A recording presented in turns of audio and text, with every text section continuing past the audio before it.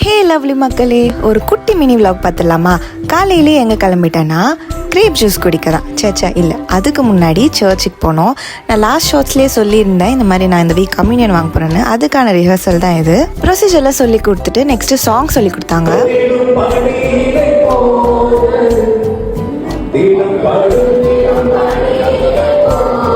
எங்கள் ஃபாதர் வந்து ரொம்பவே அழகாக பாடுவாங்க. கிளாஸ் முடிச்சு லஞ்ச் சாப்பிட்டுட்டு வந்தாச்சு. வந்தோடனே டயர்டாக அந்த கிரேப் ஜூஸ் அரைக்கலான்னு பார்த்தா இப்படி தான் காமெடி பண்ணிட்டு இருந்தேன். அப்புறம் நல்ல கிளிப்பை எடுத்துட்டு உப்பு மஞ்சத்தூள் போட்டு கிரேப்ஸை வந்து நல்லா வாஷ் பண்ணி எடுத்துட்டேன்.